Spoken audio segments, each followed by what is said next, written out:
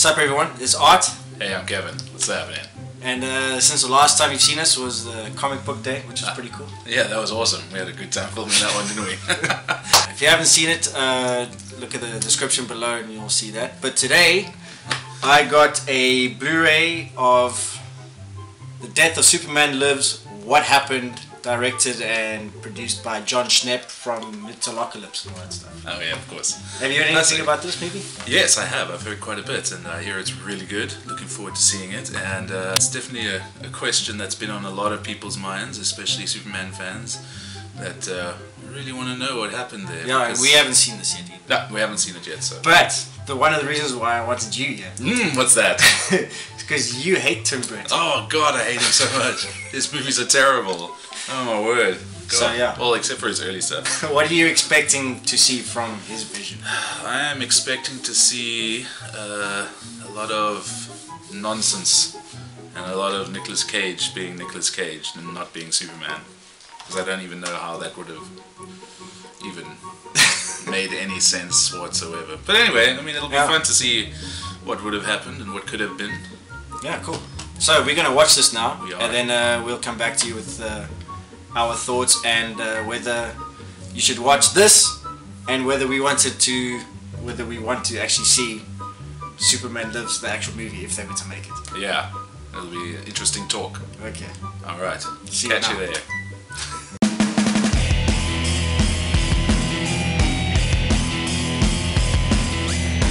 And we're back! What a wonderful ride. Hey? That was quite a fascinating little docky. I enjoyed that very much. I thought it was really good. Yeah, I'm always keen to find out about productions of movies, and we always sit and we watch movies in the big screen, and it's like, oh, right, blah, blah, blah, and then you go home, and then that's the end of it. And it sounded like they were working on this stuff for like 2 years. I think probably more, eh? It was like, what was that first thing? It was like 96, and then Kevin Smith was brought on, and then Dan Gilroy was finally brought on, yeah. So a lot goes on behind these movies that a lot of people don't realize. And it was also really cool to see Superman's transformation. Like when he dies, his resuscitation suit using K. Yes. And then going to like his final form, Yeah. which I don't think we got the exact representation of that, what they would call Yeah, spoilers, black suit. The black suit, yeah.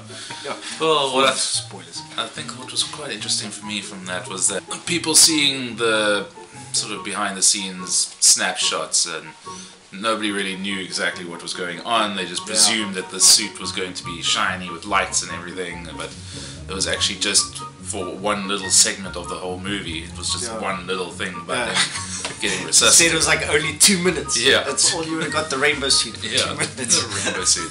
Sparkle dust. Also the characters that you encounter with these movies. Like one guy in particular. Mr. John Peters. Wow. What a class act. How many fights did he say he was in? 500 fights? Like street fights. What kind of hairdresser is that? Dangerous with his hands. Why would he be a hairdresser for Barbra Streisand? But then again, you look at her hair and that's quite a butcher. His hair was actually quite majestic. It was rather. But that guy, I can't help feel, but that he was a bit out there. I think he's more crazy than Tim Burton was. Jeez, yeah, he is. That's interesting. Everybody else's take on him was like quite crazy, and it's like, I totally agree with that. That's crazy. But then from his perspective, it's like, oh, actually, it kind of makes sense. Like bringing kids into a production meeting with visual artists and stuff, and the kids are like, oh, that sucks, and this is cool.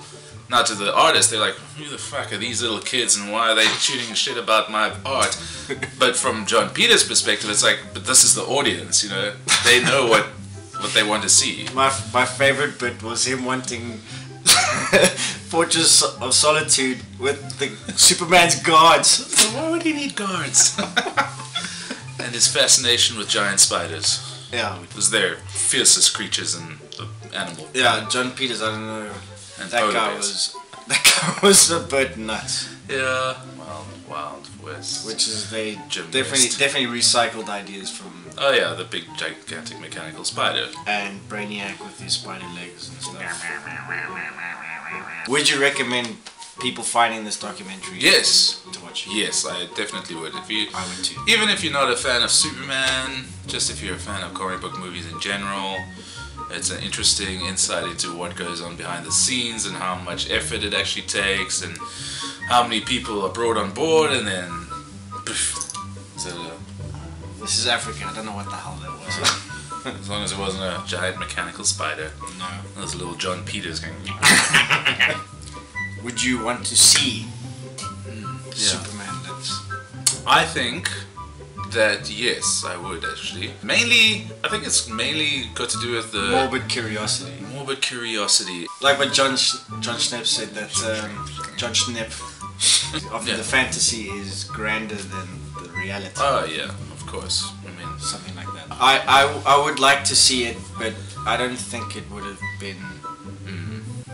yeah, it's difficult to say. It's difficult, yeah. Yeah, because I mean, The Matrix was pretty much an original sort of idea. It was probably a little bit of a risk that they took, and it paid off for the first one, and then the second, the other ones were, well, we all know what happened. In this case, with this Superman, it would have been interesting to see.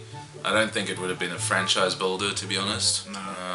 One-off. One-off movie, which is fine. I mean, that would have been cool. Just have a one-off. I mean, you know, Tim Burton's got some realistic. I just made up a word. Google it. Yeah, he's got some fantastic ideas, and they would have been pretty cool to see on screen. But I don't know if it had any staying power. If that film had been made, what kind of world would we be living in right now? Like, what would have happened? We wouldn't have got Superman Returns. We probably wouldn't have gotten Would we have? the X-Men films. Yeah. Would we have even gotten Christopher Nolan's Batman? Or, you know, who maybe they would have brought on somebody else now because they wanted maybe to share the universe with Tim Burton's Superman and bring in another Batman. Would they have cared enough to bring in another Batman? Well, I can definitely say that we wouldn't have gotten Man of Steel. Yeah, it's probably a good thing that, I mean, because when Superman Lives failed and then J.J. Abrams pitched his Flyby. Superman Flyby, I want to see the stuff behind that. Yeah. And then, if without that, because then without that, there wouldn't have been a Superman Returns, because that was all because of Superman Lives not making it. They did this new take, and yeah, I think it would have been, might have been the death of comic book movies altogether. Who knows? The death of Superman Lives, what happens? Thumbs up or thumbs down? Watch it if you can. Go Watch find it. Yeah. We'll put the link to the website, and then you can go and purchase the Blu-ray, the DVD, or download, or whatever you want. Go do it. It'll be cool. And subscribe, whatever you need to do. And see you guys next time. Ciao.